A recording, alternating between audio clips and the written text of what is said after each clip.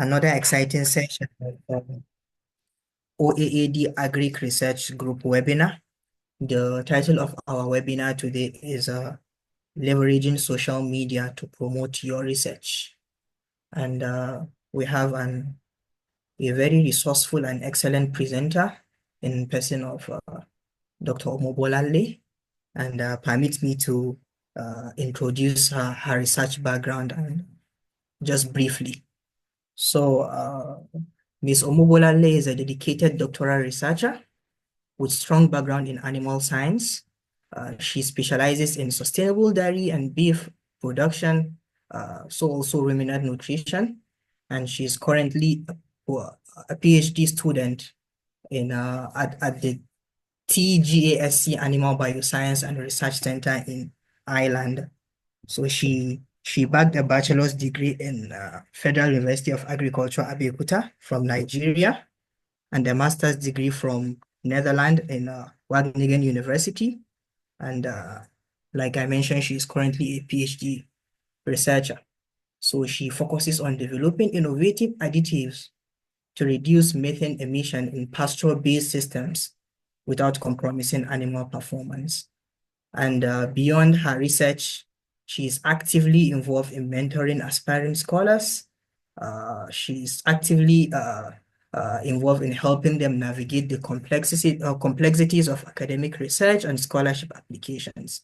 And she has an active voice in promoting discussions around sustainable cattle management practices, sharing insights, and fostering innovation in the field. I think if you are within the field of animal science, you will likely come across her page on LinkedIn and other social media. So with a commitment to continuous learning and collaborations, Ms. Omobolale strives to drive phenomenal change in the dairy beef sector and beyond. And her ultimate goal is to contribute to a future where sufficient animal protein is available for all and is produced in an environmentally friendly manner. So I welcome Dr. Omobolale to present on the topic, leveraging social media to promote your research. The floor is yours, Doctor. All right. Sorry, please. It's okay. Yeah, thank you very much for. Please, am I not getting feedback because I'm trying to use two devices and I'm trying to mute one? Yeah, it's Oh, okay. There's no feedback. It's okay now. okay. All right. Thank you very much. So, let me just switch on my video so you can see the face of the person talking. Yeah. So, Thank good morning, good afternoon, good evening from wherever you are joining us from this afternoon. I'm in the afternoon already, sorry. And it's nice to be here to present on the topic how to leverage social media for your research work.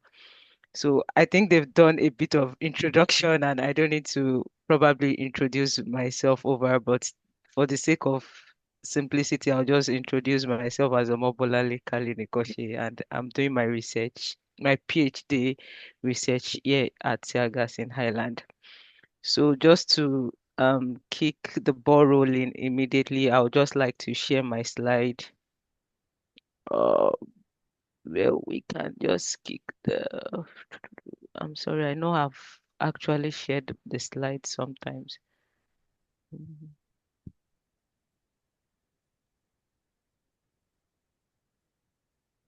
Okay, all right. Please 1 minute.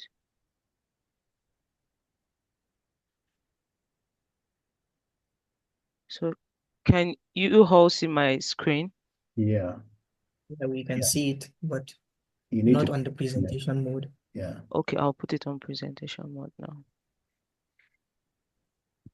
Yeah, I think it's obvious like this now. Yes, it's clear. Okay, all right. So I'm sorry, I might not be able to see questions and everything going on. So I'll just, if you have any chats or something, the facilitator or the host can just call my attention and interrupt because I'm not seeing anything. I'm on presentation mode at the moment. Yes, sure. I'll call your attention. All right, so let's kick the ball rolling. we have the content outline, so it's a long one. So I was told I'm having a 60 minutes presentation, but I'm sure I won't take your time up to that because everybody wants to have one or two things to do, and those that want to go to bed on time as well. So I'll just start with the brief introduction, the social media apps that we have at the moment that everyone is using, how to choose the right social media to leverage on for your research. So how to build and optimize your profile on any of this app, creating engaging content like an online community, what are the practices that you need to promote your research and how to measure the impact of your efforts so far. Then we are going to wrap it up with a question and answer session. So please, I want you to, it's not like I'm the only one talking yet. It's going to be an interactive session for everyone. So I'll be cutting in between to ask questions, even right from my first slide. So we are all here to learn from each other. I'm just going to share my experience so far using social media, like basically LinkedIn to leverage to promote my own personal research. So everyone is here to learn, including me as well. So let's keep going like that. So the first question I would like to address is like, okay, why do we want to leverage on social media for research? Like I intend throwing it as a question, but I think I already put the stuff out there.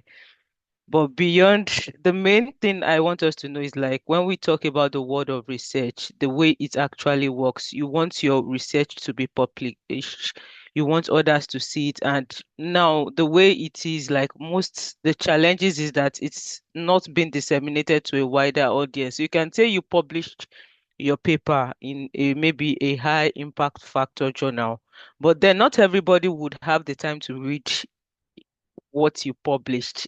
That is even if people know you published something. So, but on when you put it out on social media, it goes a lot, like how do I put it? It goes far and wide. Like people would see like, oh, this is the what you've published. If it aligns to their interests, they can quickly run through it even if they don't take time. So I've seen a place where people said, "Oh, announced, I'm happy to announce that this is my latest publication and something like that." Then I quickly rush if it's something that aligns to my interest. I glimpse through it. Oh, this publication is nice. I archive it into my Zotero stuff, and later on, when have the time, I can go in depth. So those are one of the major advantage of trying to leverage social media for research. So the normal thing is like we have to put it in a social media a publication journal or when you go to conference or something like that, but there is a big challenge when it comes to reaching a wider audience about what you are doing, and as a result of that you are trying to limit yourself.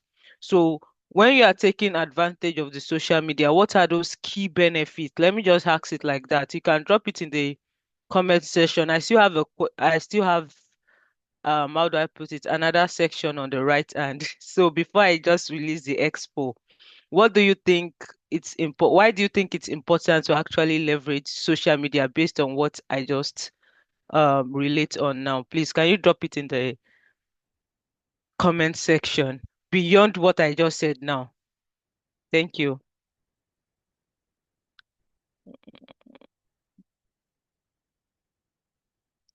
Yeah, I just need someone to put one or two answers in the comment section just to know that we are all following.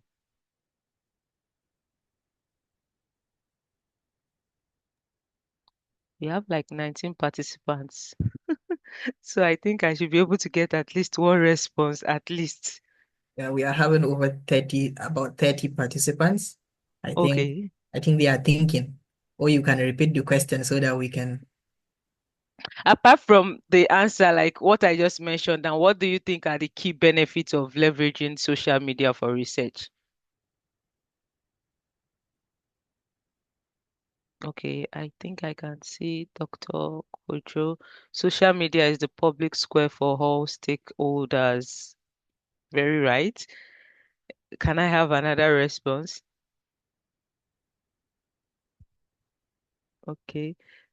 to get more, Victoria is saying to get more insights on your research mean okay, to get more insights, your research may not have covered within the scope of your topic.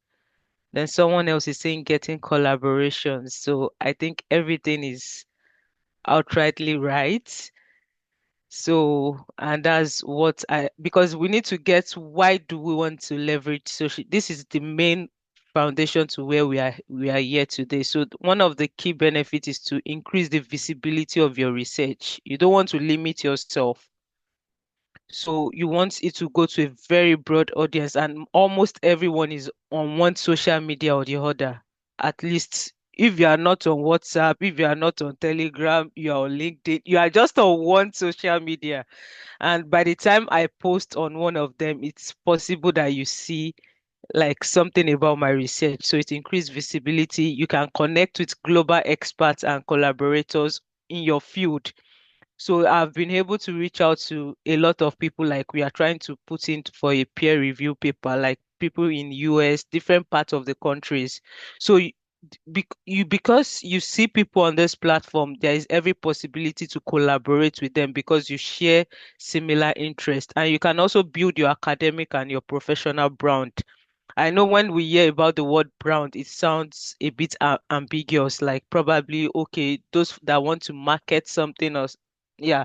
But to my own knowledge so far, I think it's just a space whereby you actually build your profile, what you are doing, your achievements, your experience, and everything. So you are trying to document your journey on a particular social media space. And by so doing, you are preparing yourself for future opportunities, which is the last point I mentioned there. Like you can access funding and job opportunities at the end of the day, because when people go over your profile and they've seen what you've done so far in terms of your skills, your educational background, your volunteering, everything, you just put them out on social media and it creates opportunity for you later on. So that's just what I feel. I know there are more to it, but then these are just the key benefit I think we can leverage from social media.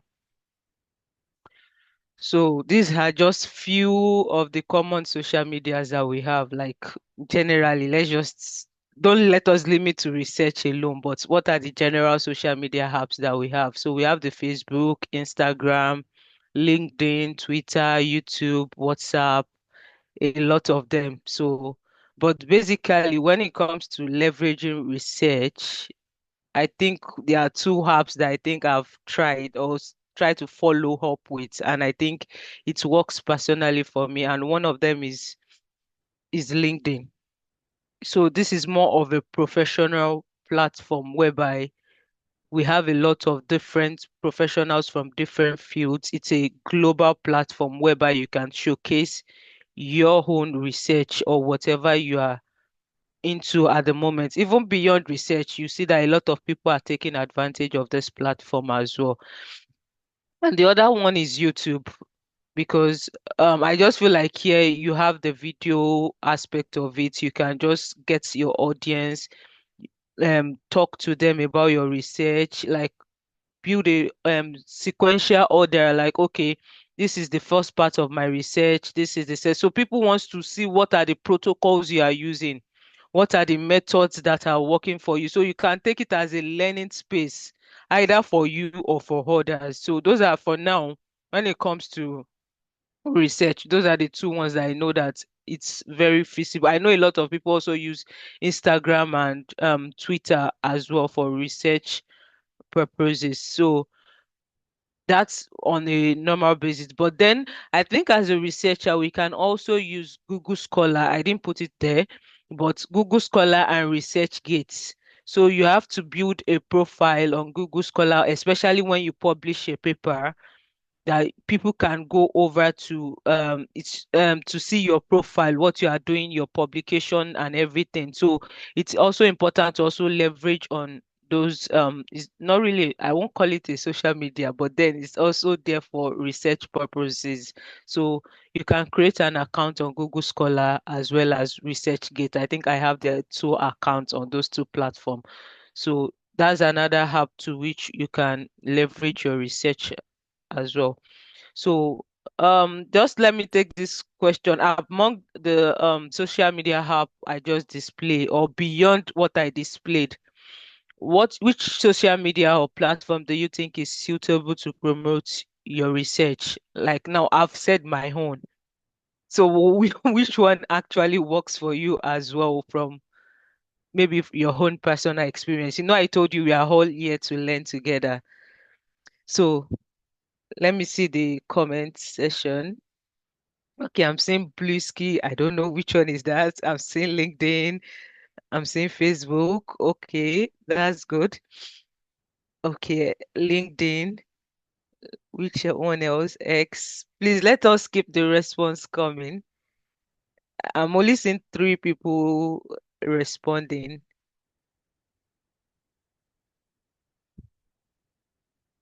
Okay, Silas also said LinkedIn. Oh, TikTok. Interesting. Okay, X. All right. Um, okay. I think we can just okay, side profile and host it. Yeah, very true. I've heard about that as well too. Okay. I think we can just continue from that. I just want it to be more a bit of interactive so it doesn't look like I'm the only one talking on the space. So beyond what I just mentioned now, it's just obvious that we have a lot of apps that we can actually use to promote our research. So it's up to you to actually find which one works best for you and leverage on such platform. You can use two or three platform at the same time. It's up to you, depends on your capacity.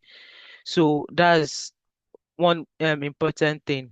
So now let's go to the next section, which is like choosing the right social media. What are those factors you want to consider, like when it comes to choosing the right social media that works best for you? I just mentioned mine. Some people also mentioned what they feel it's also okay for them as well. So the first question you need to ask yourself is what are the goals? Your own personal goal, your motivation. What do you want to achieve on that social media platform? Is it networking? You want to promote your publication or you want public engagement? You need to understand your goals, your why. I think that's one common thing we always say often on LinkedIn. So that actually guide you to plan towards how to use that social media. So if you are someone that, okay, maybe on a networking basis, I'm sure LinkedIn will work. Twitter would also work as well because we have a lot of I think people from the States that use more of X as well. I'm not on that space anyway. So, and when it comes to publication promotion, you can use LinkedIn as well. You can use the ResearchGate. You can use Google Scholar as well. So it depends on what you are actually looking forward to achieve on such platform. Then it helps you to decide like, okay, this is what I want to, which the app I want to choose. Then the next thing is your audience. Who are you trying to reach out to? Are you trying to reach out to maybe fellow researchers, your colleagues in that field, or you are looking forward to industry leaders, you are looking forward to governments, policy stakeholders? Like, who are those people that you are trying to reach out to? So, where are these people existing? Are they existing on X? Are they existing on Facebook? Are they existing on LinkedIn? You need to know, like, okay, where are these people that you want to communicate to? Then that also helps in deciding which social media to actually choose. Then the next thing is content strategy. Now, on this app, do you want something like it's maybe texts related or visual related? I know on LinkedIn, it's more like you can use a mix of both texts, videos, and they just introduced the video feature recently. But I know when you are talking about Instagram and YouTube, you don't have a shortcut to those ones. You have to do like more of videos. So if you feel like okay, you are somebody comfortable talking behind the camera, you have the time to sit down and do more video editing to put your videos together, then you can go for YouTube, you can go for Instagram. But if you feel like I'm more of a writing person right from time, I love to write. So, and I really don't have the time to make videos as well. So I just thought like, okay, LinkedIn sort of tick my boxes. So it's more of a combination of everything anyway, but I know like most of the time I just make my post with image that actually suits the content I'm trying to post. So it's depends on the content strategy you want to use on this platform. If it's more of text related articles, or you need to be up out there trying to record for videos, have good camera, studio lighting, and everything. So if you are up to that, you can go on for YouTube or any other visual app. Then another thing is functioning of the app. How does the app really function? I know for LinkedIn, you actually have an algorithm whereby you can study the outcome of your posts. I know it also work for other social media like that. So you need to study, okay, how does this app really works? Is it based on my posting, time of posting, my connections and everything? So you need to study how each of these apps. Sorry, I would actually be biased towards LinkedIn because that's what I actually know about and what I'm using. I know a few people also use YouTube as well, and it's a bit related. So, like I mentioned, LinkedIn and YouTube, those are the two things I'll be using to cite my examples. So, you need to study how the app works. So, by the time you put all these factors in place, then you can eventually decide, like, okay, this is the right social media for me. Like I can work with the timing, my content, my audience are here, this is my goals and everything. So by the time you sit down and think about all these things, you feel like, okay, LinkedIn work for me, YouTube work for me, TikTok, anyone, then you are good to go with your content strategy and networking. Then let me just go, like I said, I'll really be using LinkedIn as my case study. So among all the apps that I mentioned, the recommended apps so far, like very simple to start with, especially if you are just starting to leverage a social media for your research, like you are just trying, you are not yet an expert, like trying to build videos and everything. You can write, you can edit your text and just find a suitable picture and just post. I think LinkedIn, for my own experience, this is the app I'll recommend for someone that is just starting to build their social media presence for research. So, and why is it that is more of a professional focused audience? Like you have, I've mentioned this earlier. So you have different professional field. You are looking for people in engineering, in policies, like different field, animal science and everything, agriculture. You are going to meet every one of them here on LinkedIn. So it's a large global academic and industry network app. So you get to connect with anyone from anywhere in the world doing the same thing. I've met a lot of people doing something exactly to my research in different parts of the world. So it's a platform whereby you can network, you can collaborate with other researchers. And that's the last point where I said opportunities for research and visibility and collaboration. Because in your, if you just try to limit yourself to probably your own people or your own research organization, you might not get the collaboration you want.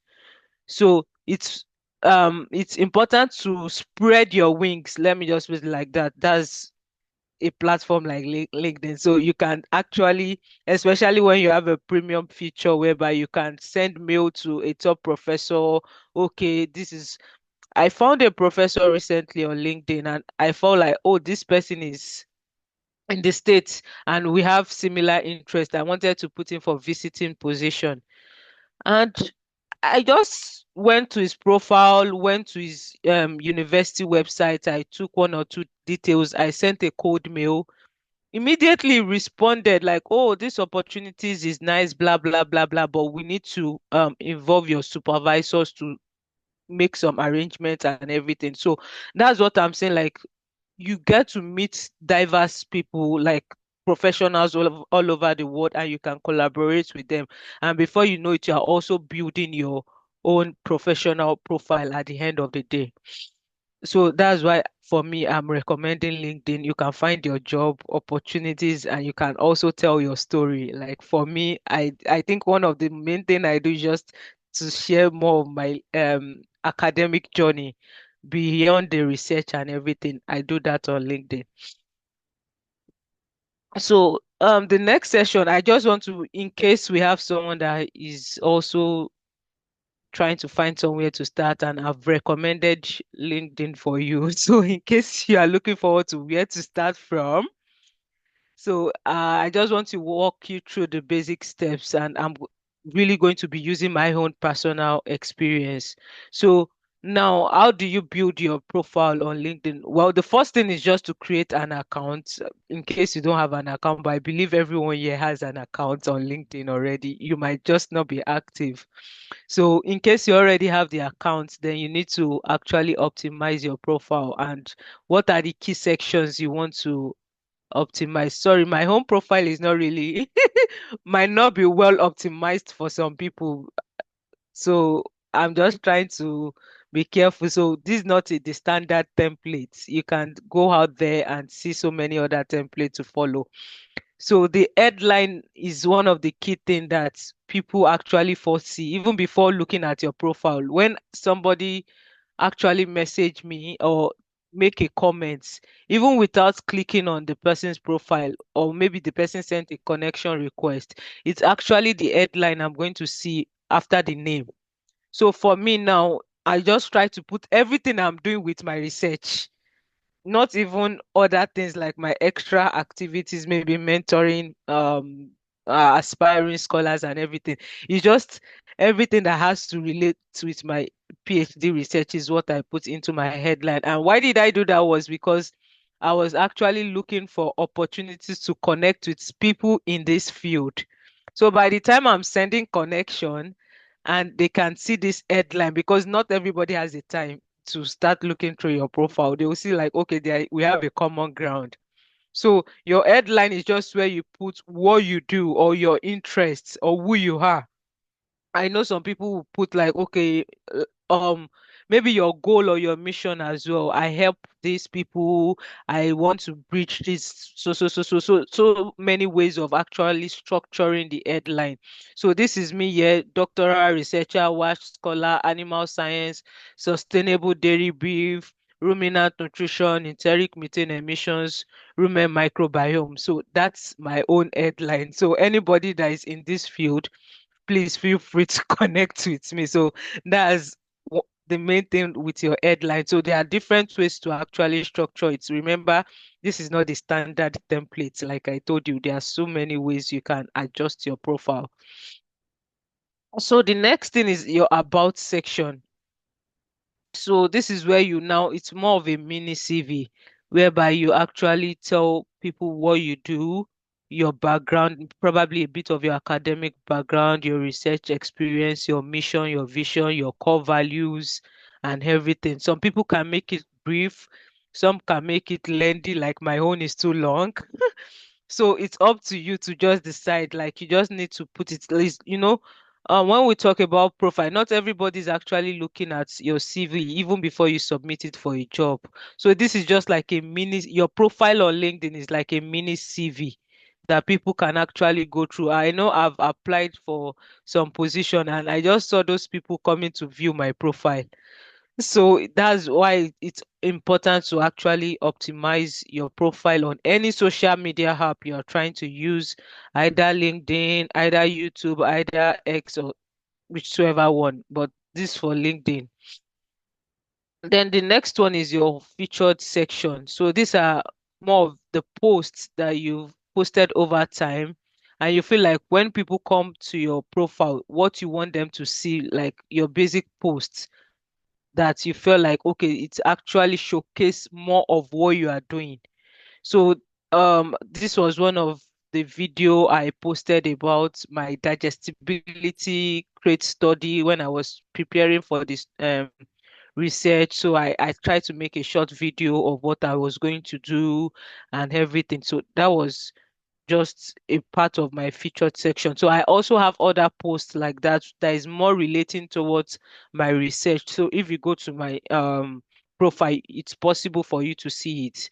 So that's basically what you want people to see. Like by the time they are coming to your profile, what do you want them to see like first on your post after reading your headline, your about section, your feature, what have you done so far that relates or align to your headline or your research interest.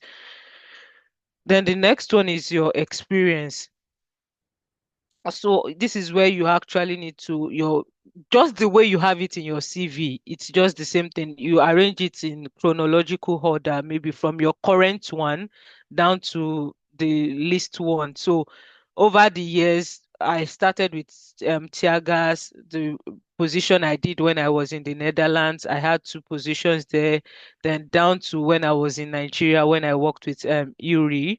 So you just try to arrange it, put details. Don't just say, okay, you worked in so. What did you do there? So you try to highlight the basic achievements, your basic responsibilities. Like you don't need to make it heavy as well, but just little things. You can even attach pictures to what you've done in these sections. Like people can be so confident that, oh, truly you have this experience and you are competent with what you do. So that's the experience section. Then we also have the education section. So currently, I'm also studying at the University of Galway. I'm doing a PhD in microbiology. So I put it there, but I didn't put details there, unlike the one in Netherlands, because I've not had the time to do that. So that's one thing. You also maybe your thesis, your coursework, the projects you did during your undergraduate study or each of these educational sections. So you need to highlight all these key things under your education, the modules and everything. Just put it there. The way you might not be able to put all these details even in your CV, but when people come to your profile on LinkedIn, they can be able to see that, okay, these are those things that you've done, even relating to your academic and your experience. So I also did some online courses like license and certifications like dairy production management. I took course on R programming and everything. Put everything. So we have a lot of sections on LinkedIn, but these are the key sections you need to watch out for. People might not go through details of everything, but these are the first 5 or 6 sections that I feel like you need to really put in more details and optimize it. Like when people come to your profile, they are able to see who you are, what you are doing, your objective, your goals, and everything, even in your current field. So those are the way to build your profile. But I know you can also reach out to experts or other people that can also help you because I know we have a lot of people out there. Then another thing I forgot to add is your picture in on your LinkedIn and the banner. Sorry, I want to scroll. Yeah. You need to put a picture whereby the background is clear. I was planning to change my own picture as well, but this has what has been there for years anyway. But you need to make it like just how do I call it? This international passports picture whereby the background is clear and everything. So you need to have something like that with a bit of fancy design if needed. Then your banner too, because I'm just a dairy lover person, so I refuse to change my banner. I supposed to have changed it. So the banner is the one where you have the dairy cows behind it anyway. So this also it's a place where you can also summarize what you do as well, the banner page whereby there will be a picture and the key things you are actually into. I know when you look at a lot of profiles that are really optimized, you are going to see it on LinkedIn. But for me, I just refused to change it. So anybody that is coming on board will know that I'm really a daily person. So that's why I left it, but I'm also planning to change it. So that's another thing you need to look out for when trying to optimize your profile. Now, how do you create an engaging post, especially on a research basis? So the first thing we want to look is the content type. When I was preparing my slide, I was actually trying to look for a more practical way to make this so it doesn't look like theory or something like that, but I couldn't get, but I'll try my best to actually explain each of these points so that we can get the details of it. So the first type of content you can actually post is your research summaries or insights. I knew when I first started on LinkedIn early this year, I actually was doing more of what is involved in my research. So it's just like, okay, my research is related to developing feed additives to reduce enteric methane emissions in Irish grazing system. So now you can post something related to either enteric methane emission. I knew I did that as well. I showed the green feed machine, how it works, how we can actually use it to record animal methane emissions. Then you can also post something on animal feeds. I know I had this time I posted a series like cattle updates. So different types of feed that can be given to cattle, especially forages, concentrates, and everything. So these are things that has to relate with ruminant nutrition. So these are things that you can break down based on your own research. Like I'm talking from an animal science perspective.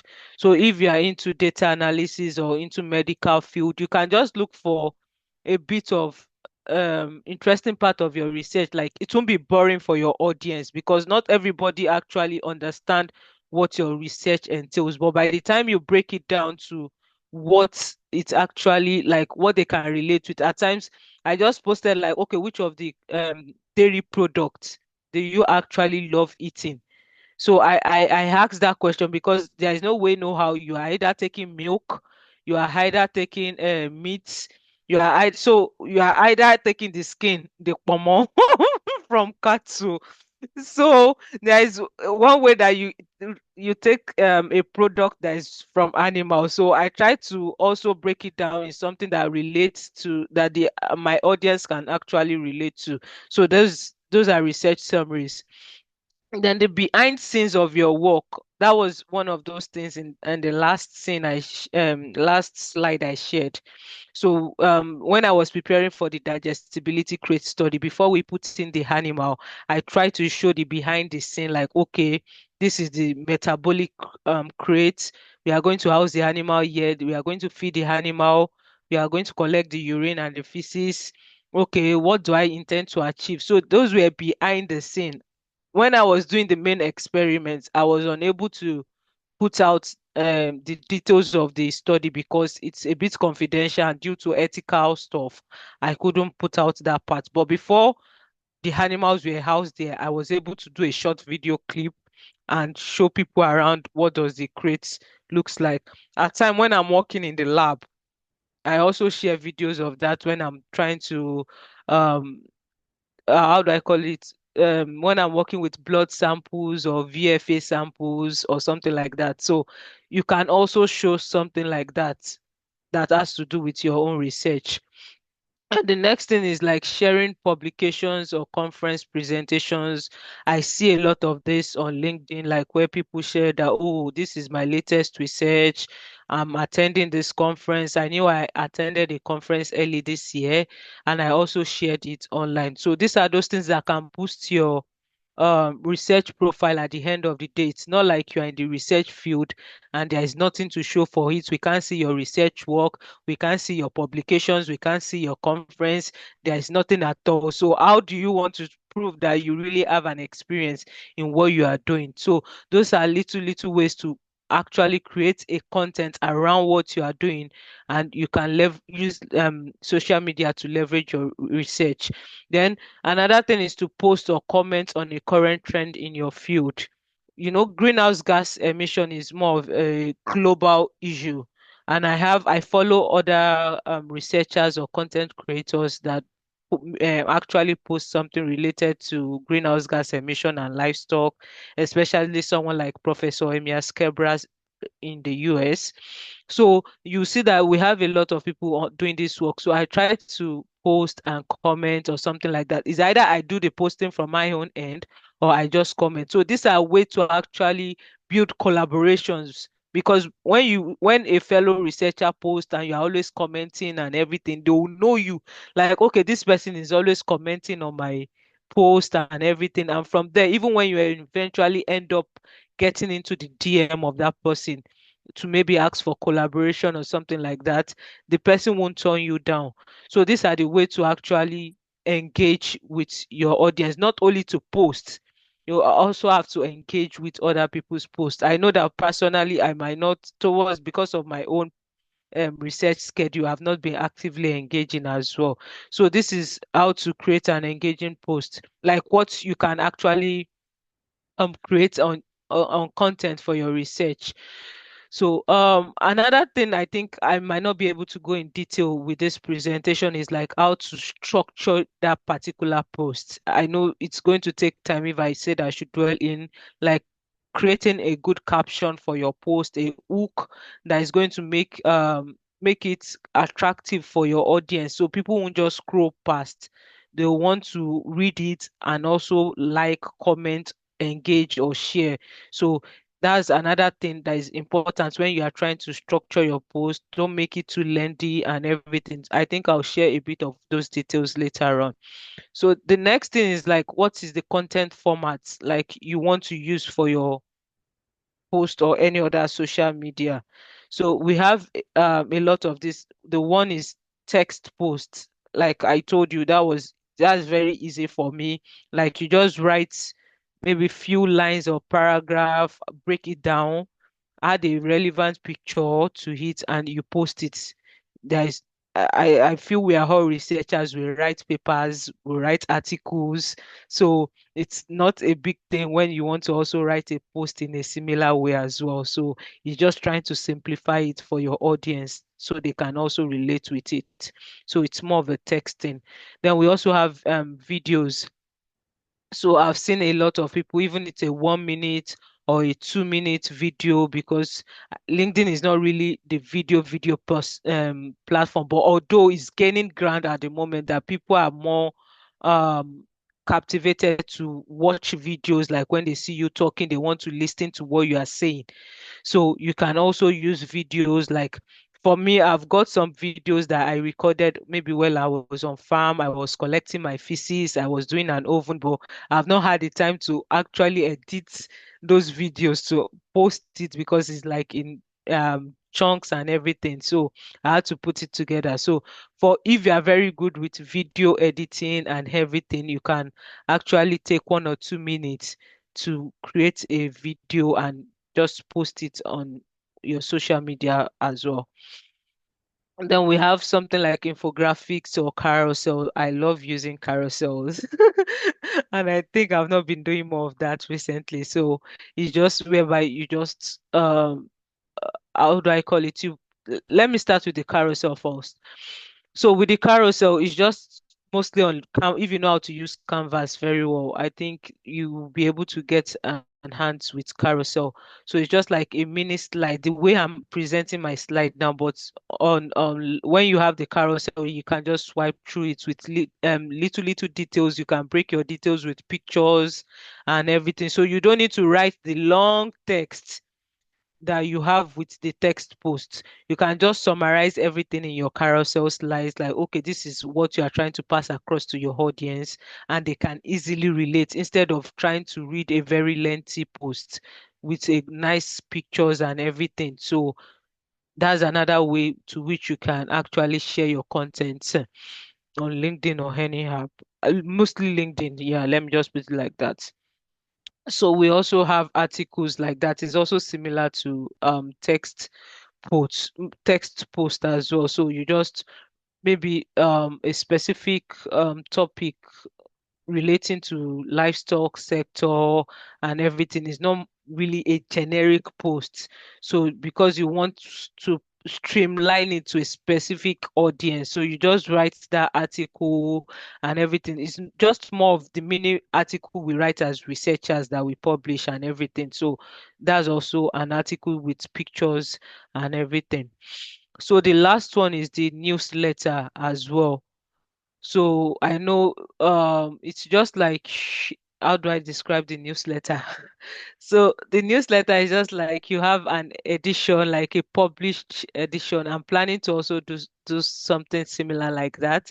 So you just post in series, like okay, if you have something related to livestock, this is the first series you are going to publish on it, probably on animal health. The next series, you want to publish something on animal welfare.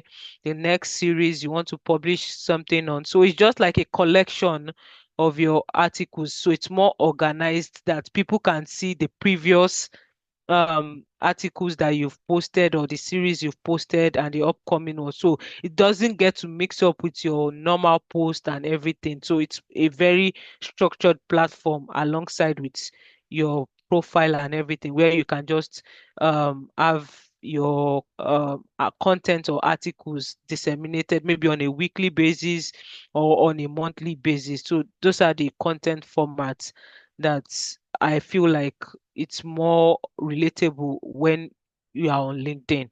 So those are those things. So just to catch a bit of break, and let's go to a question. Okay, I still have one more slide before I take a break. So now, building an online community and network. So LinkedIn is a community, and it's not something you can run alone, like trying to be on your own posts and just get out. No, I know I'm a bit guilty of it, but then it's something like you need to relate, you need to communicate with other people. You are not just there for your own, you are there so that people can see what you are doing. You are trying to build a visibility of your research. So, how do you build this community? The first thing is just to join relevant LinkedIn groups or pages. I know I'm in a lot of groups that is related to climate change, related to ruminant nutrition, related to dairy, based on your interest anyway. Some UNICEF, some FAO and everything. So you follow, is either they are in groups or in pages. So these are pages that you can just follow to get updates like about your current field. So it's important for you to just find those groups. There is there. You can just use the search button on top of the LinkedIn stuff just to search for. You can put a keyword in your field, like okay, ruminant and nutrition. You put this apostrophe, I don't know what they call those search, and it's going to bring out relevant people, pages and everything, so you can follow them. So I think I have a lot of groups and pages I also follow, so that's how you can be part of a community. Then another thing is to engage with other researchers in your field. Like I mentioned earlier, I'm someone like I'm really, really so enthusiastic about dairy field, sustainable livestock production. So I try as much as possible to connect with people in my field. And recently, if you know, I'm from animal science background and I'm switching to microbiology. That's a big step for me. So I'm trying to reach out to people in microbiology to see how they actually combine the two fields together, what's their experience like, how can I gain from them and everything. So those are those things to actually look out for, even when you are trying to connect with people in your field. So it's a big platform for you, and that's how you actually network. That's actually how you build a community on LinkedIn. I don't know for other apps, but then you need to reach out to people. You send a connection, you send a personalized connection request, maybe to your fellow colleagues, to mentors, industry experts and everything. Oh, I saw that you are doing this. We have a shared similar interest. Do you mind to connect and everything? So you send out those connection requests. You don't wait till people send you the connection request. You can also take that step. You know what you are looking for. You want to build, you want to leverage social media for your research. At the end of the day, so by the time you have a published paper, or by the time you are actually giving your making yourself a thought leader in a field, then people will know that, okay, this is who you are. So you have to engage and you have to connect with people. Then by so doing, you can find potential collaborators in your field, like you want to collaborate. It's not necessarily for publication alone. You can set up a group, set up a community, maybe in your field. So there are so many ways you can actually build this community by joining one, or you creating a community yourself where you also invite other people as well to come and join. So those are one of those things I was also thinking of, like, okay, is it not possible to have a community of animal science scholars and everything like that, whereby, okay, let's see how we can collaborate together in the health, those from animal health, the breeding and genetics, the lactation and everything. Can't we just do something together? So you can yourself can create the community, or you either join the community. Either ways, you are still networking and you are also building your online presence on any social media space. So okay, based on what we've said so far, like, I just want to know, what content type or format would you like to adopt? What do you think it's going to be easier for you, like going forward, like from what we've learned and discussed so far? What do you think is going to be more easier for you to work with? So, like I said, it's every one of us today. I've been the one doing the talking, so maybe I use that to catch my breath a bit.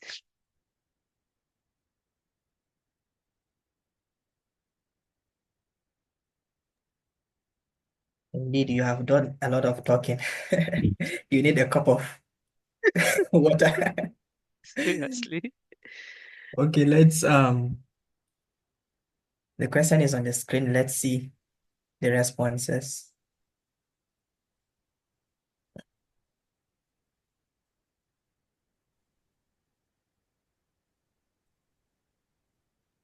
We are waiting for you. Are we there? Are the audience there?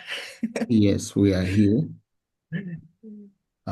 Maybe I will set the ball rolling. I Okay. I personally am the writing type. I'm not the screen friendly like her.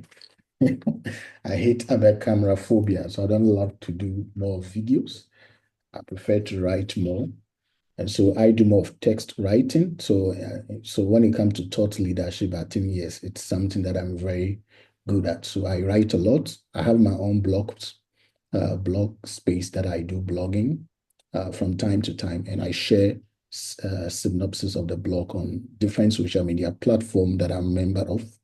So I'm on LinkedIn, I'm on Twitter, now X, and there's a new one they are called the Blue Skies.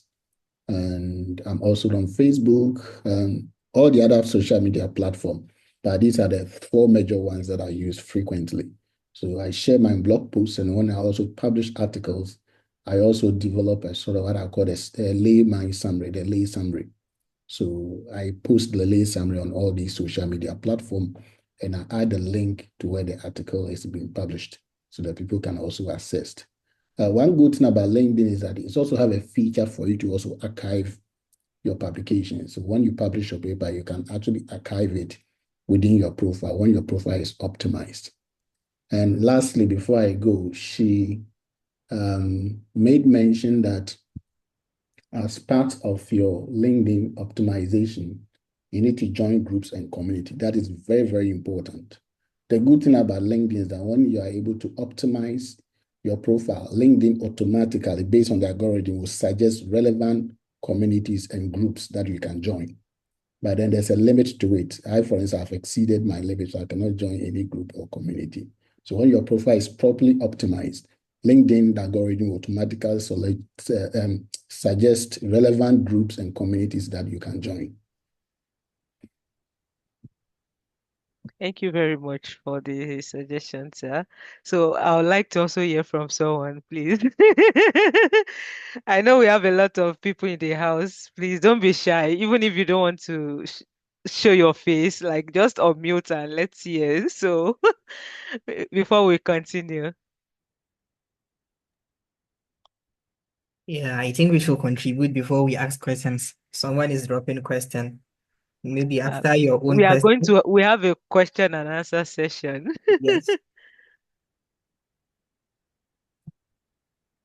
Okay, that's fine. I think I can still catch up with the remaining slides that I have now. All right, but then if you've been enjoying so far the session, can you just give a reaction? Yeah. Like, let me just see a reaction from everyone in the house.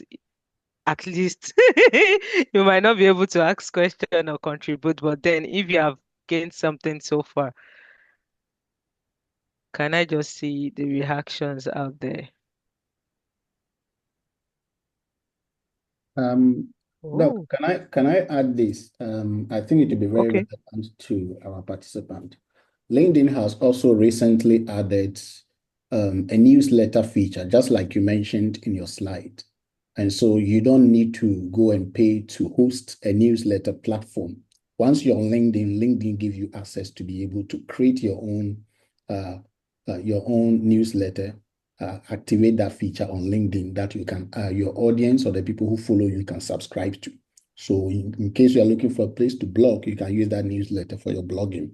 I have a standalone website that I pay for on a yearly basis. You don't need to spend money hosting. A LinkedIn takes care of all that for you, and people can actually subscribe to this newsletter, and you can update them periodically when you publish any content. Okay, yeah, that's well, I wasn't aware that there's even a paid version of it, but then I know on LinkedIn there's a lot of newsletters that you, if you're interested, you can subscribe to it. Mm, So, thank all you right, so much. thank you so much, everyone, for the reactions and participation so far. So let's just take the remaining few slides so we can round up. Okay, thank Da, you. da, da, da. Go on. I'm trying to go. Okay. So now, what are the best practices to promote your research on this social media platform? So we have the do's and don'ts, especially if you are in a really research environment. You need to be careful of what you are posting out there because you are not, it's like we said, it's a broad platform. You have your supervisors, your colleagues, a lot of people watching you out there. So you need to also be careful of what you post out there. So, okay, let me just start with the do's first. The first is like you need to be consistent with your posts if you know you want to actually build something on any social media. If you know you really want to do, you need to be and consistency. Why many people make mistake with that is that they thought it's like, okay, I need to be posting every day.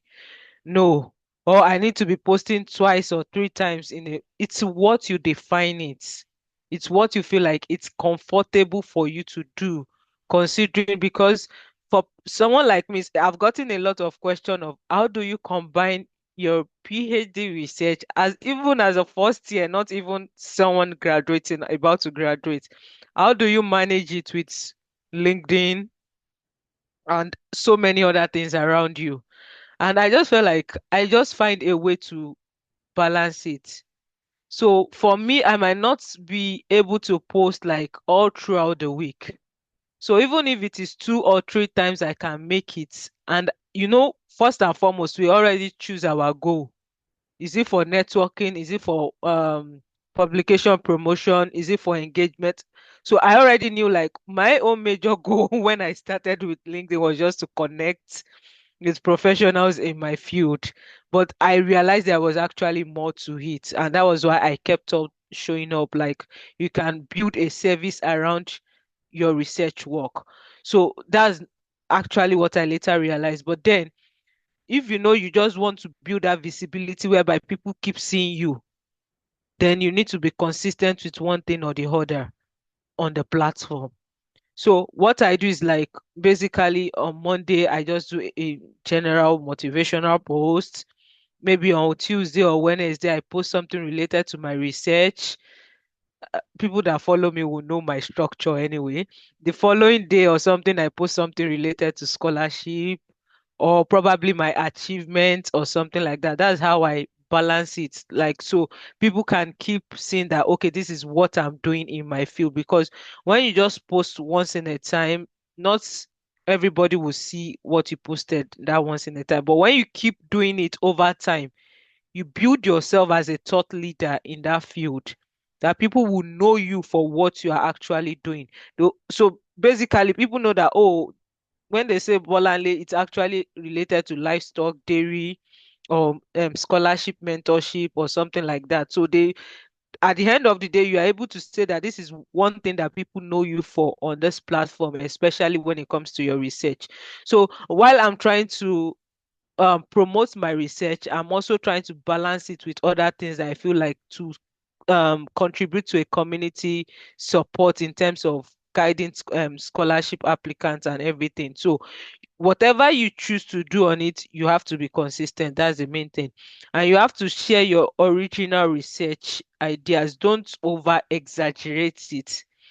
Don't try to, maybe because you want to suit your audience or something like that, you start adding plus, you start adding minus to the original idea.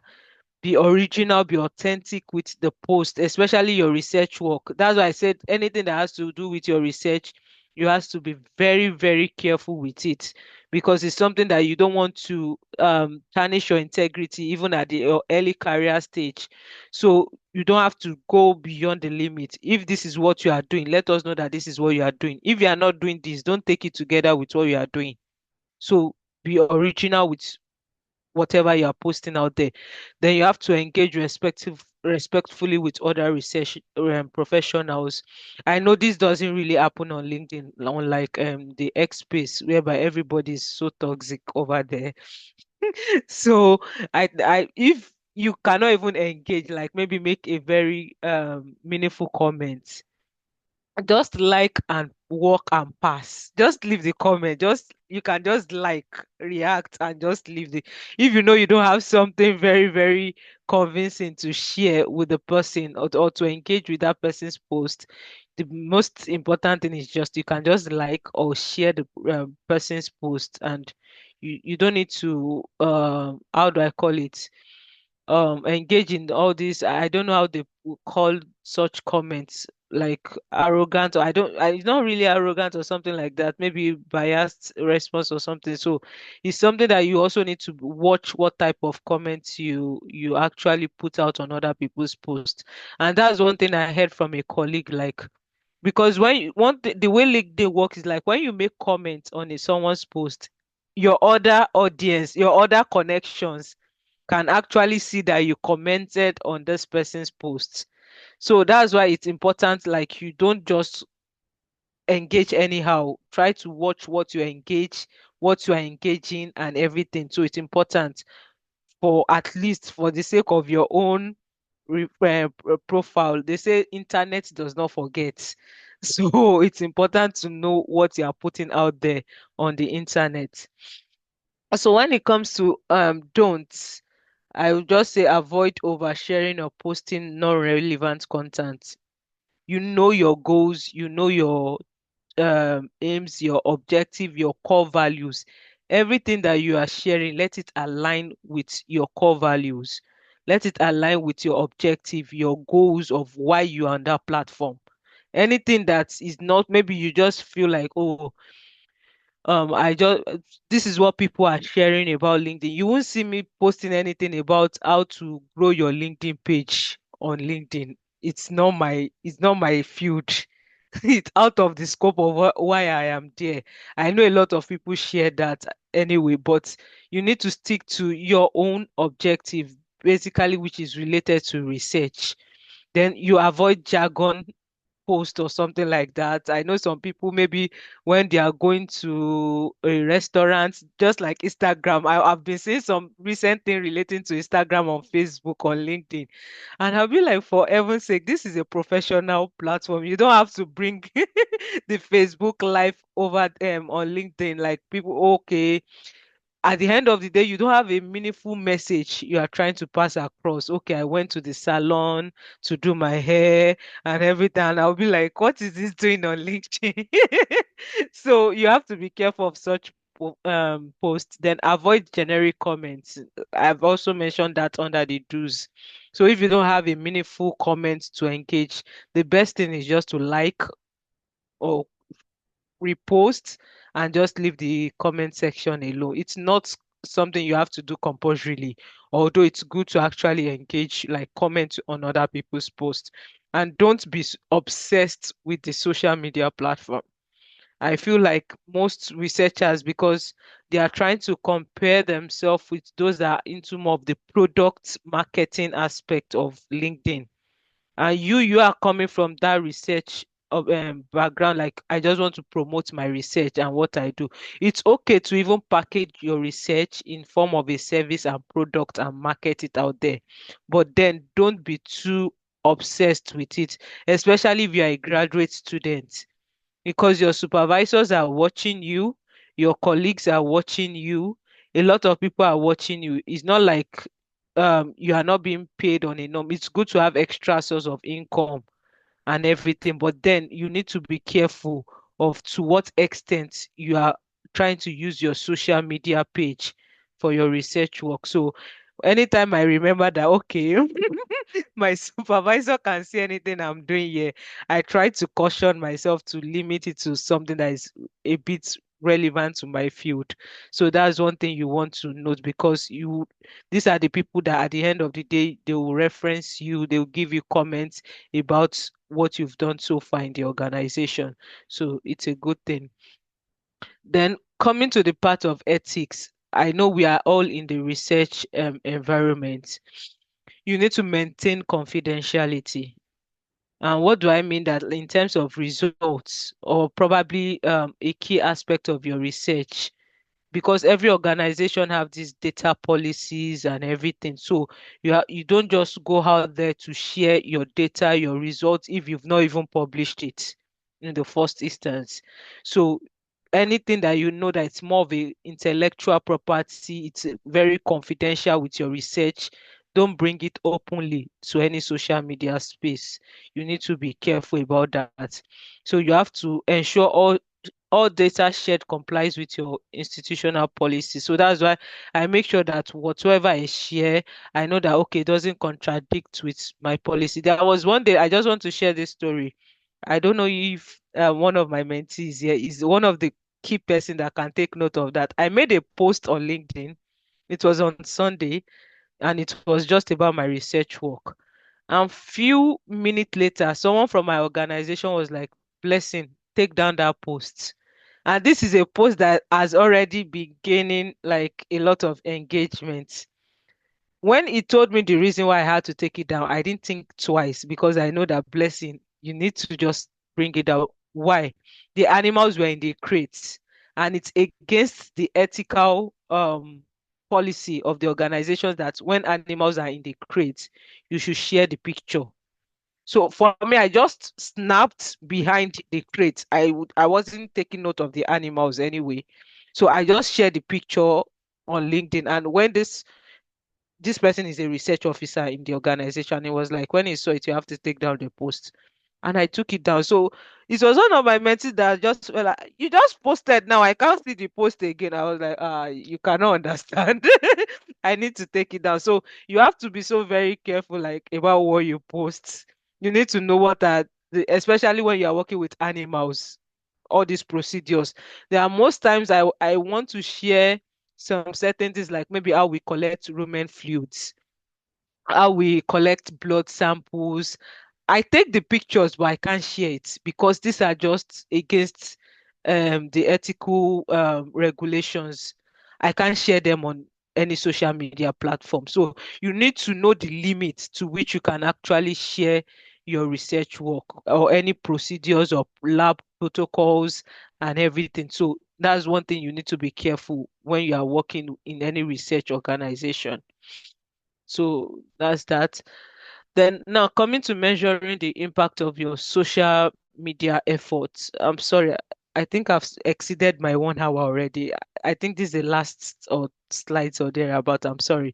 So there are two ways like to measure your impact. You use the analytical tools, especially on LinkedIn. You can see just below your section, you can see your analytics.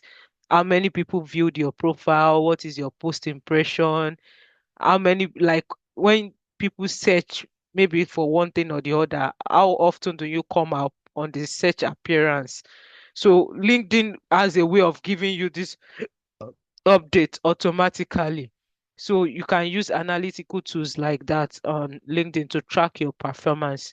Then we also have on Google Scholar or ResearchGate, like you track your citation, how many people cite your papers, if in case you published a paper and you uploaded it on this. So the moment someone wants to cite it, you get a notification or a mail or something like that that someone is citing you. So you know that, oh, your publication is actually making impact out there, like people are referencing it, and that's why you published, right? You didn't just publish to just post it out there. You wanted to make impact in the society. So, but just to give a more bit of details about LinkedIn metrics, so you have to use something like your profile views and your followers. Like, the more you post, like you said about your research, people want to see, okay, who is this person? They want to come to your profile. That's why you need to have an optimized profile anyway. So the moment people search, they can even come across your profile easily. And once people get to see that, oh, this your interest aligns with them, then they can either connect with you or follow you. So I think that's it. Then you can also look at your content performance. This was for me in the last 28 days. Like, okay, what was my performance like between November and December? I know I've not been posting consistently for some days, but you can track your engagement metrics. Okay, how many people did I reach, like viewed my posts? So within the last 28 days, like I think I have 20,000 people that viewed my post or thereabout. So these are analytics for you to actually monitor how you are doing in the with your LinkedIn post or anything that has to relate with your research posts. So, okay, connection with industry expert. Okay, sorry. Let me just talk about this top performing post. I know recently I shared a post on how I relocated from the Netherlands to Ireland. What are the lessons, like, for anyone that is planning to relocate on maybe research or academic purpose? What are those things that you need to consider? So the engagement metrics, it covers your likes, your comments, your shares, your impressions, and everything. And I think I also shared some, like, 7 common mistakes that PhD students should also avoid during their research program. So those are little things that you can watch out to track your performance. Then again, connection with industry experts and, sorry, and collaborators. So how often do you get that connection request from people in your field?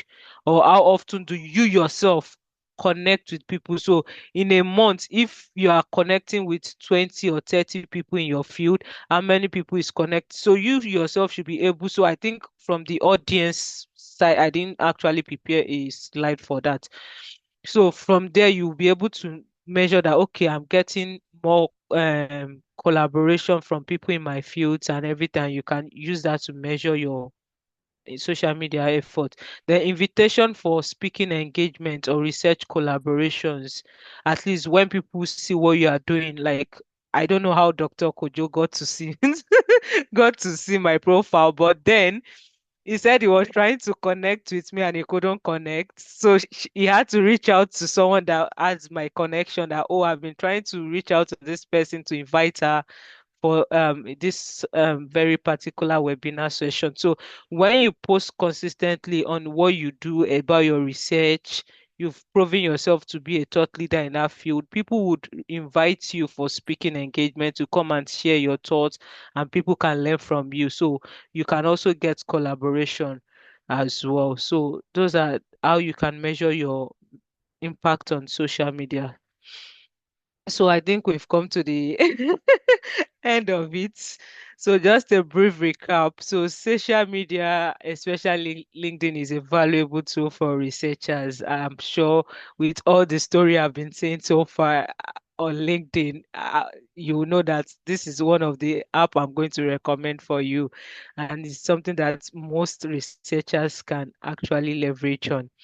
So building a strong profile, posting and engaging content and networking are key strategies to actually build your presence online as a researcher. So you need to watch out for your profile, your content, and how you network with others. Then you also have to measure your impact to refine your approach. There are days whereby when I feel my post is not doing well, I feel like, okay, should I change my posting time? Maybe the length of my post is too much or something. So with that, you can actually do some trial and error, like some changes in how you actually engage with your audience. So by so doing, you can see like, okay, on this so day, these are the posts. When you look at the pattern, yeah, let me just put it over the month or over the year. These are the posts that actually gave me the results I want. Definitely, this is what my audience wants. So you can use that to leverage your research as well. So that's just it for the moment. Thank you so much. Thanks for listening. I feel like I've said a lot in this very short time. So, any questions? Thank you so much, Miss Omobolale. It's a pleasure listening to you sharing your Thank you so insight much. and experience. We just have few questions in the chat box. I think two of them have been addressed. The first one, uh, you are not in China, so I think Dr. Kojo has did justice in answering it. The person is asking that he is having trouble accessing LinkedIn in China, and it has been answered. So, secondly, even though it has been answered, maybe you can share your thoughts about it. Uh, Mhm. the question is, will you recommend LinkedIn Premium? Definitely, I would recommend it, even though personally I am not using a premium at the account, but I've done the trial, the free trial sometimes ago, and I feel like it has a lot of promising features, but because of the costs and everything, so I just felt like let me pause it for a while. I think there is this opportunity to apply for a scholarship funding for premium, which I got recently. So it's a very good feature because especially when you need to send email to some certain connect to some certain people on LinkedIn. If you are not on premium, you might not be able to connect with them. You might not be able to message them. So it's very important if you feel like you just want to go the extra mile to connect with some certain people. Yeah.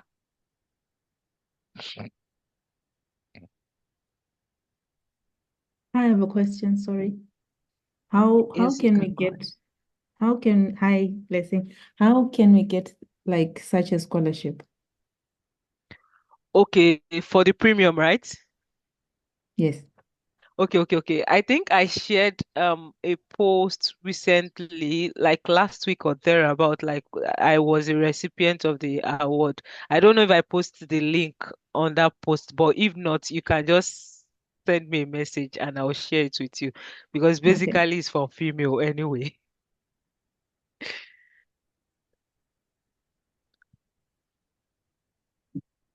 I think I just went offline. I missed something. Yeah, I've been able to answer a question. Okay.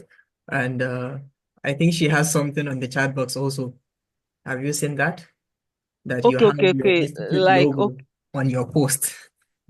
Is it meant for promotion?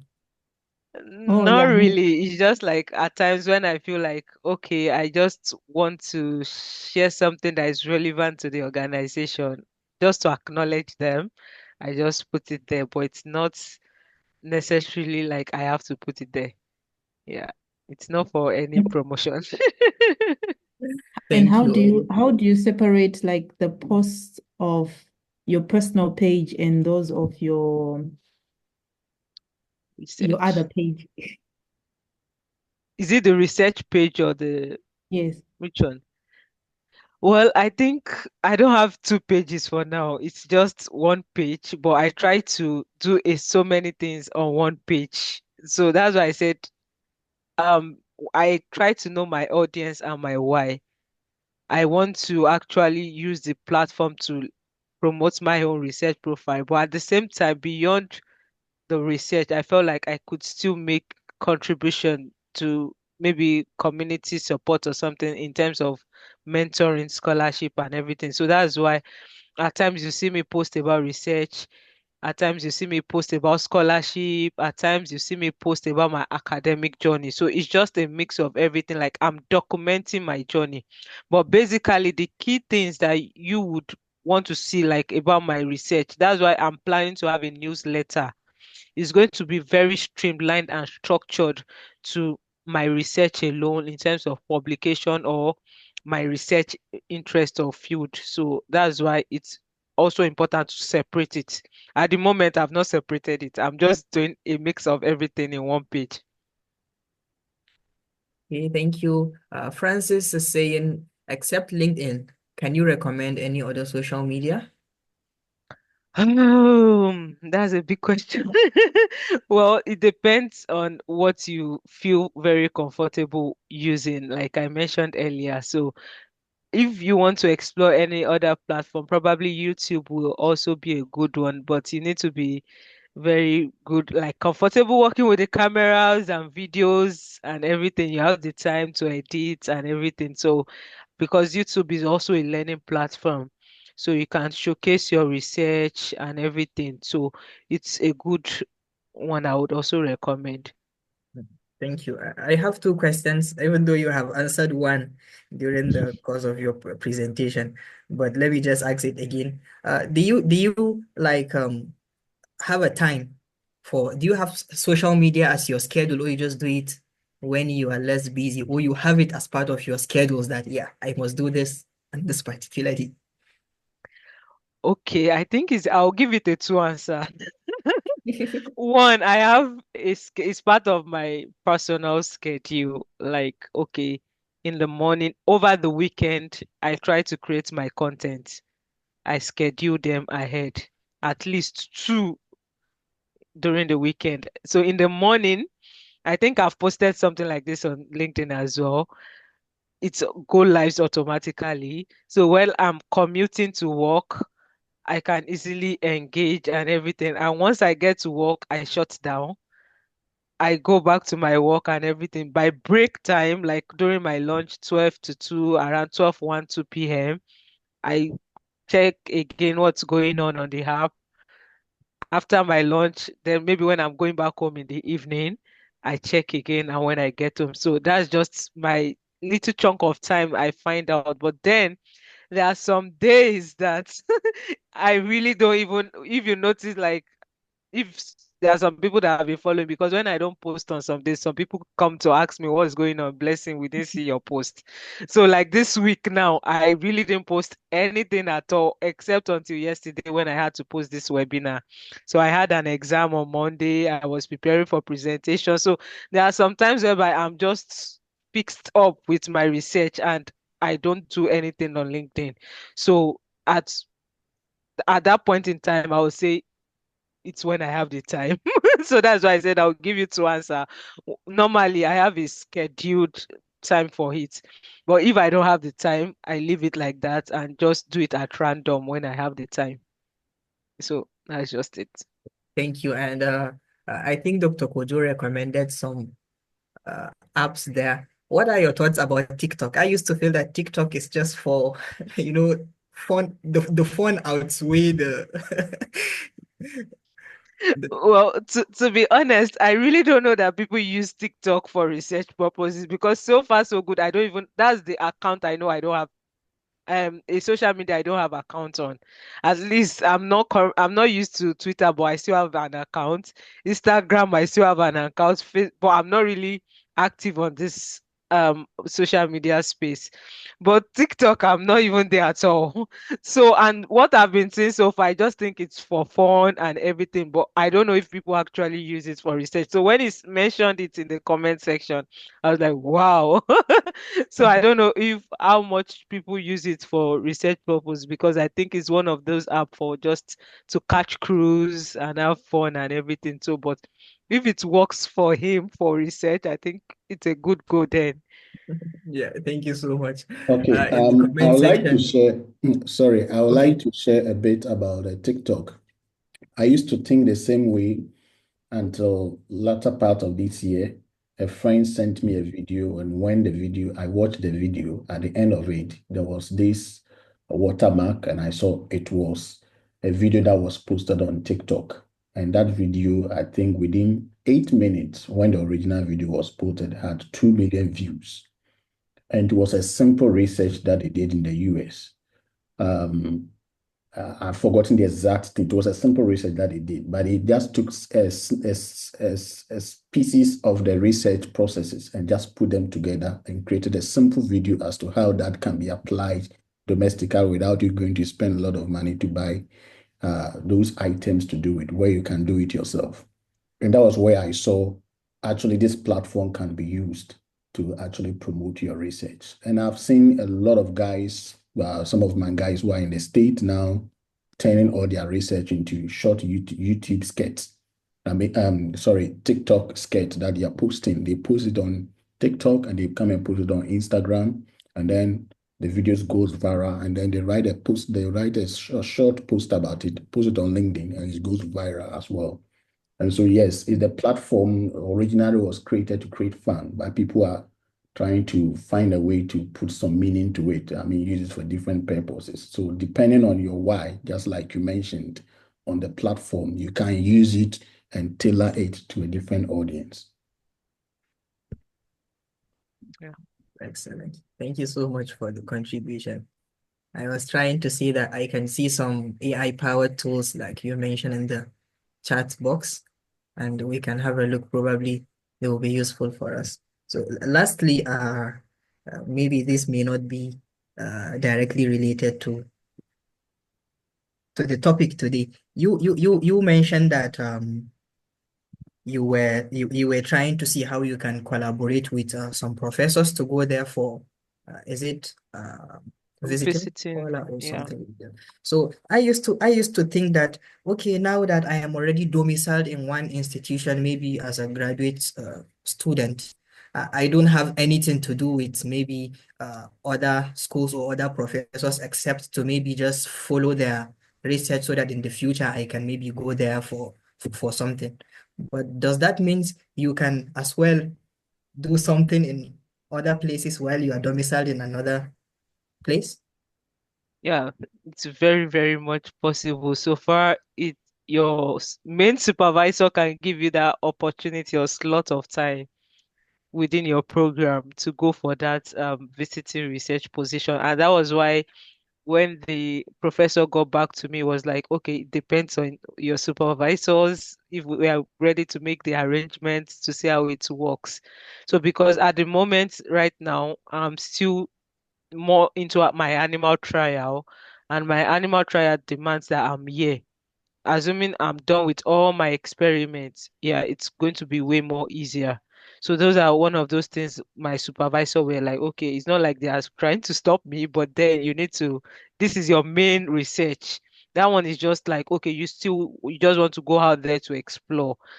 So once you are done with this, even there is a grant within the organization whereby they actually support maybe in your final year to apply for that grant to travel to other institution, maybe in your third or fourth year. So they actually give room for that, but not at the early phase of your program, just of which I am. So it's possible to leave your domicile organization maybe for 1 or 2, 3 months, not too long, and just go and take a research over there and come back. Thank you so much. So I think in the absence of any question, shall we wrap up? Yeah, of course. Yeah, Let, I'm speaking to the audience. If there is anything let me before we wrap up. Let me respond to this question. So the PIs here, I'm referring to the principal investigators, the researchers, the professors who are advertising those postdoc and graduate study positions. Most of them are on LinkedIn, and so you can connect directly with them. I had 3 of my colleagues who recently got their postdoc in the state via LinkedIn. They just connect with them directly, and then they ask them to share their CV. They just downloaded their LinkedIn, profile and updated them as a CV and shared, and they got the positions. And so, yes, LinkedIn is a very good platform that you can leverage on at this moment. It used to be Twitter, but most researchers are now leaving Twitter and they are now congregating on this new. It's a Twitter clone. I call it a Twitter clone. It's called Blue Skies. So if you're not on Blue Skies, you can also create an account on Blue Skies. So they just created a micro blog post of their research. You can see a lot of researchers on Blue Skies at this time who also share a lot of position and opportunities in the research field. So if you're an academic, you're a research person, LinkedIn, Twitter, now called X, I think Blue Skies will be a very good platform to explore. There are a few of them that are also on Facebook. I think Omobola was a bit silent on Facebook, which is quite like that part of the world. Yeah. Facebook is not You that know, I bad. told you like LinkedIn is my base. Like even if you Exactly, check my yeah. Facebook account, Yeah. you might I've not also, see much thing over there. I've also seen a very good opportunities and yes, and engagement that are being shared on Facebook. Facebook also now allow groups and communities to be created. I've also seen serious research groups and communities that are created on Facebook that you can also join, and then they share a lot of information there. There is this one that people are calling the dark world. Telegram is also a very good platform.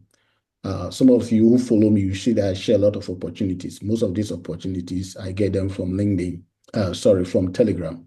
So Telegram, too, you can join a lot of these communities where you have researchers who are in your area. Some of them are very well connected globally with different researchers and different institutions across the world, and they share a lot of information that could be useful for your career. And so you can explore some of these platforms. As part of the engagement, I think she mentioned, is it ResearchGate? Yes, once you've published a paper, I think you need to create an account on ResearchGate or Google Scholar. Google Scholar, for instance, if you have a Google account, automatically an account is created for you. All you need is to activate it. So if you don't have a Google Scholar account, just log into your Google account and activate the Google Scholar account. So you can have all your research papers or your scholarly contributions well organized under your profile. And that can also come in handy when you're applying for research position or graduate study positions. Thank you so much, Dr. Kojo. And special thanks to Ms. Omobolale for honoring the invitation and joining us today for this webinar. Like I mentioned, it's actually a pleasure listening to you. So profound appreciations. And as we wrap up, I encourage the enthusiastic audience to reflect on the points you shared. I think Messi have something. Mercy. You can come on, Messi. Okay. I have a question concerning contacting the PIs. Like for some reason, I don't know why I always think that is it possible that they respond like if you contact them personally, maybe on their LinkedIn messages or if they have an email address. I don't know, maybe more like I'm looking for like encouragement, maybe that do they really respond to requests concerning their post or their PhD opportunity or whatever opportunity that they would have posted based on your experience and based on the people that you have advised in the past. This is for Dr. Kojo. Yes, mostly they respond to the LinkedIn messages almost immediately. For the few that I've reached out to, that I've engaged, some of them even reach out to me when I make a post that is relevant to their interest. They reach out to me and will I be interested in this position? And then when I tell them I'm already engaged, they give me the opportunity to recommend other people within my network so that they can apply for those positions.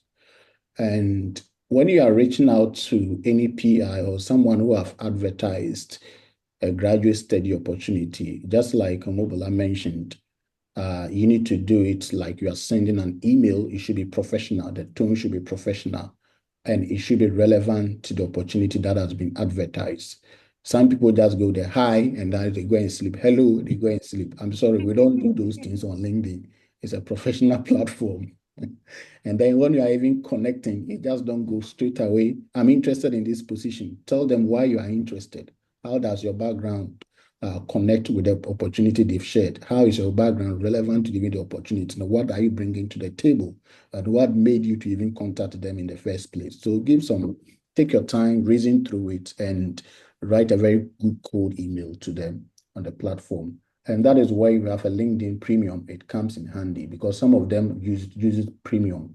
And those most of the time when they use LinkedIn Premium, if you are also not using LinkedIn Premium, you cannot message them directly, especially if they are not your contact, they are not within your contact, your connection. You cannot email them directly. In that case, all hope is not lost. Go to their profile, you look through, you can click on the link to their institution, and then you can get their email there and then email them directly instead of reaching out to them on LinkedIn if that is not possible because you don't have a premium option. I think Omobola may have some experience to that. Yeah, definitely. Yeah, when you are trying to reach out to professors or PIs especially on LinkedIn, you have to do it in a very professional way. I know I've messaged a lot of people. I might not get the response immediately, even weeks, but then I get their response. So I don't just say hi. It's like you are sending a normal cold mail. You introduce yourself, you align to their research interests, what you do and everything. But it must not be too long because they are busy. It's not like they really have the whole time to be checking their messages. So in just few lines, I actually highlighted everything you need to do, but in a very more professional way. So you need to reach out. But beyond LinkedIn, you can just look out for their email, like on their university website, and also send them an email because most of them just bump into LinkedIn posts. They are not like really, really dominant on LinkedIn. So Yeah. you need to also follow up if they are not replying on LinkedIn. Okay, thank you so much. Thank you so much. You're welcome. I think lastly, what I just want to say is let's remember that the true value of our time together lies in the action we take moving forward. So let's apply what we see and let's see a change in how we use the social media. So thank you so much for your participation and we look forward to having you next time. Do we need a photo shot for this session because this is the last Yes. one? Yeah, this is the last one. This is the Yeah. last one. Okay, ladies So, and so gentlemen, everyone on the board, we you can thank you for unmute joining us. yourself, exchange Please turn on your pleasantries, I camera. open can your see Dr. video. Ishaya. Yeah, Victoria, a lot of my people I wasn't expecting, but then thank you all for coming up to and you can be as part well of this link if you have webinar. any question like or any something, you can link it to all of them, either on LinkedIn, on the OAAD platform, and other social media. Dr. Kojo, are you taking it from your side? I think both of us can do it. Okay. We're using multiple gadgets, so I may not be straight in. Yeah, even myself, I'm trying to see everybody, but it's focused on the person that is speaking. I Yeah. don't know how. Okay, let me remove the pin. Oh, Okay, so let's go. 1, 2, 3. Merry Christmas to you all in advance. Thank you. And Doc, thank you so much. Thank you This so is the much. first part. Please give me a minute. Let me take the second part so those who didn't appear can appear in the second part.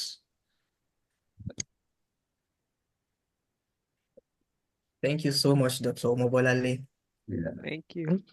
Well, I'm still on the research progress. I'm not yet the doctor. Talk about that after here. Okay. The next set, most of you, your cameras are off. Even me, who is camera phobia, I my think camera they is are on. shy to show their camera. I am more Even shy. though my lightning is not so good, but I'm still trying to show my black face. I don't know why this side of my room is Okay. so dark. All right. Thank you, Solomon, guys. Wahid. Wish you a very fruitful week and a month Yeah, ahead, and Merry Christmas in advance. Thank you all for thank coming. you so much. Thank you for the Thank you invitation. so much, And thank and you, Doc. Thank I'll you. reach out to you again. All have a right, thank you pleasant so much. days and nights according to your location. Bye bye. Bye. All right, bye everyone. Bye, everyone.